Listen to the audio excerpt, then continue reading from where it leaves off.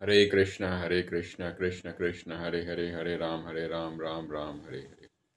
इस प्रकार से हम लोग भागवत महापुराण के 103 103rd episode of 10 minutes series तक पहुंच गए हैं।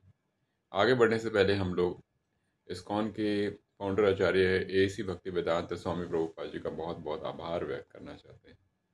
आगे की कथा ये होती है कि अर्जुन जो थे,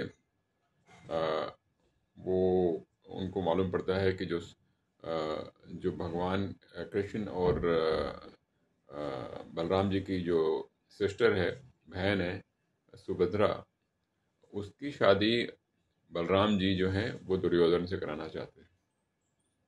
जब इनको अर्जुन को ये मालूम पड़ता है तो अर्जुन चाहते थे कि वो शादी सुभद्रा के साथ खुद करें। तो वो द्वारका में आ जाते हैं और अपने आप को वेश बना के आते हैं जैसे कि वो किसी साधु हों, और वो क्या करते हैं, अपहरण कर लेते हैं सुभद्रा का।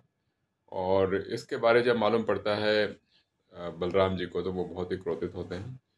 पर कृष्ण भगवान जो हैं उनको सांत्वना देते हैं और उनको उनको क्रोध को शांत करते हैं और उनको कहते हैं कि अर्जुन ही सही वर है सुभद्रा के लिए। इस प्रकार से कथा आगे बढ़ती रहती है, जिसमें कि सुखदेव गोस्वामी जो हैं परीक्षित महाराज को आगे बताते रहते हैं। आगे जाके सुखदेव गोस्वामी बताते हैं कि क्यों जो शंकर भगवान के जो भक्त होते हैं वो काफ़ी अमीर होते हैं, और जो विष्णु भगवान के जो भक्त होते हैं वो काफ़ी दरिद्र होते हैं। इस प्रकार से वो बताते हैं। यहाँ तक कि सुखदेव गोस्वामी बताते हैं कि भगवान जब किसी को अपने पास बुलाते हैं, और तो उसकी जितनी भी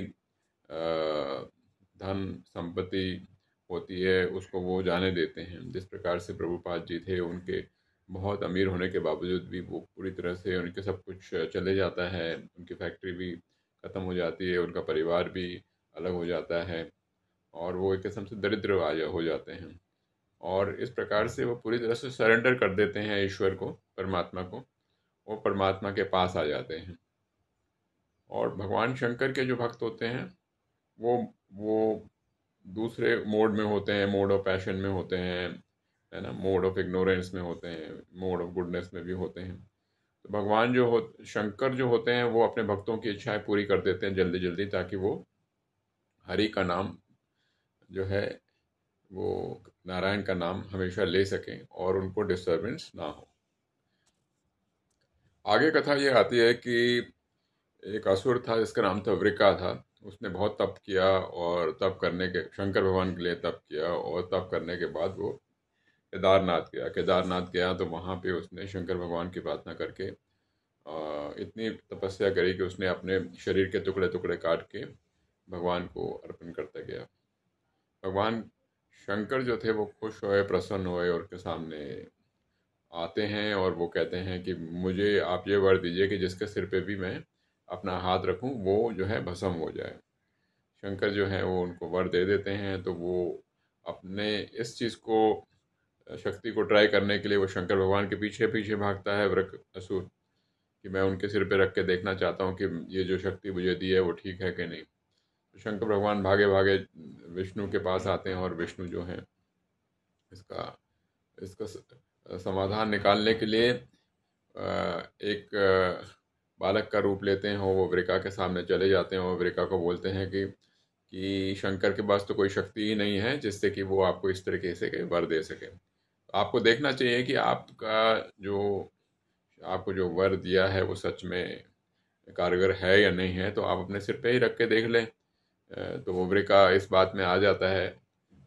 विष्णु भगवान जो कि बालक के रूप में आए होते हैं अपने सिर पे हाथ रख देता है, और वो खुद ही भस्म हो जाता है। इस प्रकार से वृकासुर से भगवान जो है, नारायण जो हैं, वो शंकर भगवान को बचा पाते हैं।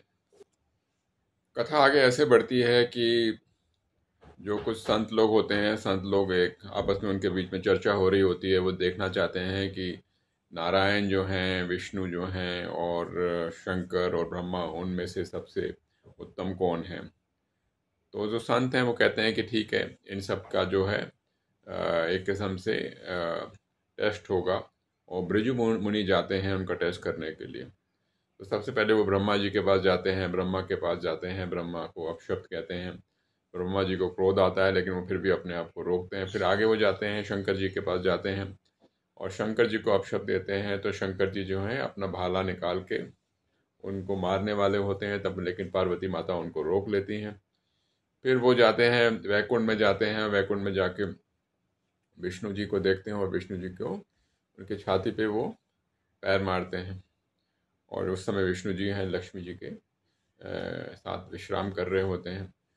तो विष्णु जी उनका उनको आदर सत्कार करते हैं और उनको कहते हैं कि उनने उनको देखा नहीं आते हुए, और उनको प्रणाम करते हैं और उनको कहते हैं कि उनके चरणों में कहीं चोट तो नहीं आए जो उनको मारा। इस प्रकार से भृगु मुनि सम्मानपूर्वक संत महात्मा को कहते हैं कि जो सबसे श्रेष्ठ हैं, जिनको क्रोध नहीं आता है और सबसे तीनों में सबसे श्रेष्ठ हैं, वो हैं नारायण विष्णु। इस प्रकार से ये कथा आगे बढ़ती है। एक और कथा आती है जिसमें कि ये आता है कि उग्रसेन जी जहाँ राज कर रहे थे वहाँ पे एक ब्राह्मण रहता है। ब्राह्मण की जो पत्नी है वो गर्भवती होती है और उसको पुत्र जन्म होता है, लेकिन जो पुत्र जन्म होता है तो वो जन्म होते ही उसकी मृत्यु हो जाती है। तो इस प्रकार से बार बार होता है और जो ब्राह्मण है वो उग्रसेन महाराज के राज दरबार में आके उग्रसेन जी को कहता है कि आप अपने जो जो आपको जो नियमों का पालन करना चाहिए, जो आपको रक्षा करनी चाहिए अपनी प्रजा की, वो आप नहीं कर पा रहे हैं, इसकी वजह से मेरे पुत्र की मृत्यु हो रही है। इस प्रकार से वो एक पुत्र, दो पुत्र, तीन, चार, पाँच, छः, सात, आठ, 9 पुत्र की मृत्यु हो जाती है और कोई कुछ नहीं कर सकता। और वो हर बार आता है उग्रसेन जी के दरबार में और इस प्रकार से वो उग्रसेन जी को कह के भला बुरा कह के जाता है। फिर अर्जुन जब देखता है कि इस प्रकार से हो रहा है तो वो कहता है कि मैं अब जो आपका 10वां बालक होगा मैं उसकी रक्षा करने की जिम्मेवारी मैं खुद लेता हूँ। तो जहाँ पे उनकी पत्नी का पुत्र हो रहा होता है उस पूरे कमरे को वो अर्जुन जो हैं तीरों के बाणों से उसको सुरक्षित कर लेते हैं। लेकिन जन्म होते ही जो उनका जो पुत्र होता है 10वां पुत्र, वो अंतर्ध्यान हो जाता है और फिर से वही बात होती है। ब्राह्मण जो है बहुत दुखी होता है। तो क्योंकि अर्जुन ने प्रण लिया था कि अगर वो नहीं बचा पाएगा तो वो अग्नि समाधि ले लेगा। तो वो अग्नि समाधि लेने के लिए जा रहा होता है तो कृष्ण भगवान आते हैं और उसको रोकते हैं और उसको जो 7 द्वीप होते हैं, 7 द्वीपों से आगे लेके जाते हैं और एक जगह जाते हैं जहाँ पे कि पूरी तरह से अंधकार ही अंधकार होता है। भगवान अपनी शक्ति से, अपनी ज्योति से उस पूरी जगह को प्रज्वलित करते हैं। वहाँ जहाँ पहुँचते हैं तो कृष्ण भगवान जहाँ पहुँचते हैं तो वहाँ महाविष्णु के दर्शन होते हैं। तो महाविष्णु कहते हैं कि मैंने ये जो ब्राह्मण के सारे पुत्र मैंने लिए थे क्योंकि मैं चाहता था कि कृष्ण और अर्जुन दोनों के वो दर्शन कर पाए। तो महाविष्णु दर्शन करने के बाद वो जो उनके जो पुत्र होते हैं ब्राह्मण के, सारे पुत्र वापस कर देते हैं और सारे पुत्र लेके वो वापस आ जाते हैं और उनको ब्राह्मण को समर्पित कर देते हैं जो कि उग्रसेन के राज में रहता है। इस प्रकार से भगवान कृष्ण की जो शक्तियां हैं उसको अर्जुन बार बार देखता है, किस प्रकार से भगवान बिना किसी बाधा के बड़े आराम से कभी यमलोक चले जाते हैं, कभी स्वर्ग चले जाते हैं, कभी सुतला चले जाते हैं और कभी समुद्र पार कर जाते हैं। इस प्रकार से उनकी शक्तियों को अर्जुन बार बार देखता है। हरे कृष्ण कृष्ण कृष्ण हरे हरे, हरे राम राम राम हरे।